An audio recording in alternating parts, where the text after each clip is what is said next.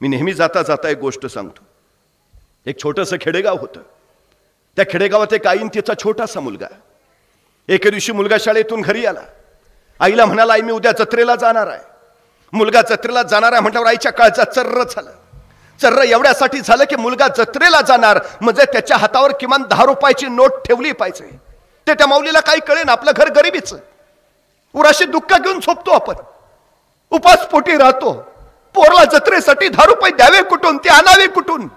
ती माऊली विचार करत बसली. शेवटी दिवळीतलं खुरपं उचललं आणि दुसऱ्याच्या शेतात ती खुरपायला भांगलायला गेली. दिवसभर खुरपणं भांगलनं केलं. दिवसभर राबली, काबाड कष्ट केले. संध्याकाळी रोजगाराचे पैसे हातावर पडली. तर प्रसन्न मनानं घरी आली. आता विश्वास होता, माझ्या पोराला जत्रेसाठी 10 रुपयाची नोट देता येईल.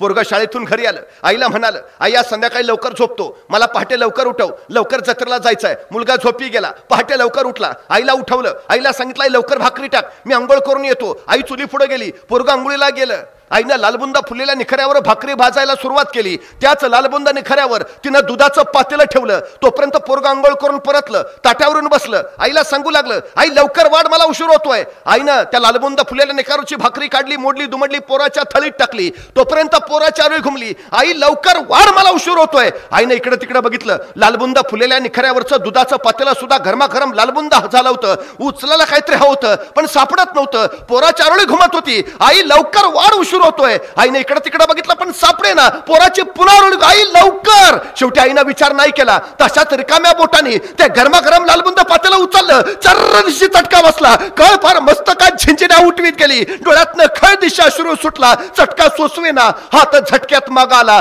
पदरात गुंडाळला गेला. पण तोपर्यंत पोराची पुन्हा घुमली. आई लवकर वाढ, उशीर होतोय. आईनं भाजल्या बोटांचा विचार नाही केला. त्याच भाजल्या बोटाने त्या गरमागरम लालबुंद पातेलं पुन्हा एकदा उचललं. पुन्हा एकदा चर्र दिशी चटका बसला. काळ पार काळचा थेट करत गेली पण घट्ट धरलं पातेलं. सगळा चटका सोसत राहिली. पोराच्या थाळीत दूध ओतत राहिली. दूध ओतताना पोरानं बघितलं, आईच्या डोळ्यातनं पाणी येत आहे. पोरग मान खाली घालून दुधात भाकरी कुस्करून निमुटपणे जेवायला लागलं. पोराचं जेवण झालं. पोरग जत्रेला निघालं. आईनं कुशीत घेतलं. डोक्यावरनं हात फिरवला. त्याला सांगितलं, नीट जा, नीट ये, फार वेळ थांबू नको, अंधार पडायच्यात घरी ये. काकोटीला ठेवलेली 10 रुपयाची नोट काढली. पोराच्या हातावर दिली.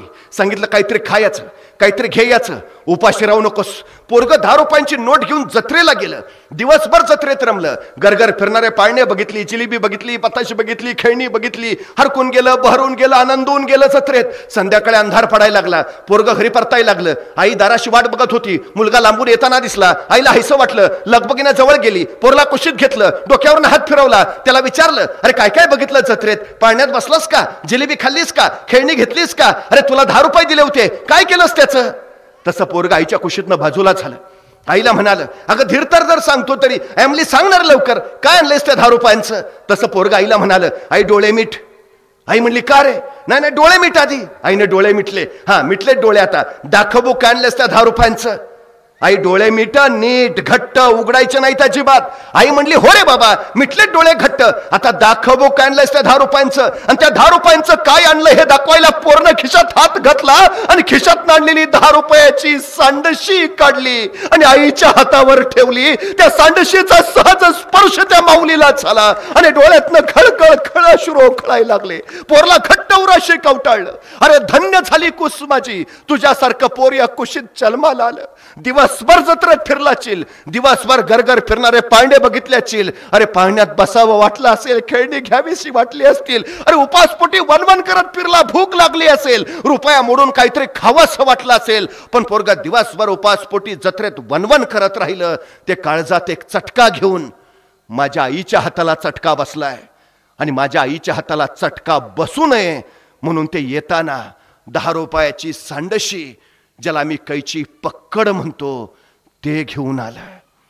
आमची पोरं काय करतायत? दुनियेच्या जत्रेत रमतायत नुसते, आईच्या हाताला चटके बसून आहेत म्हणून काय करतायत? कारण ज्या पोरांना आईच्या हाताला बसणाऱ्या चटक्यांची जाण असते, त्याच पोरांना मातीला बसणाऱ्या चटक्याची जाण असते आणि त्याच पोरांना समाजाला बसणाऱ्या चटक्याची जाण असते. आम्हाला पिढी अशी घडवावी लागेल ज्याला मातेचे, मातीचे आणि समाजाचे चटके कळतील. ती संवेदनशीलता त्याच्यात हवी आणि त्या संवेदनशीलतेतून मातृपितृ ऋणातून, आचार्य ऋणातून, या भूऋणातून, समाज ऋणातून, राष्ट्र ऋणातून मुक्त होण्याची धडपड त्याची हवी. खरं तर आमच्या जगण्याचा तोच सगळ्यात मोठा संपन्न आधार आहे.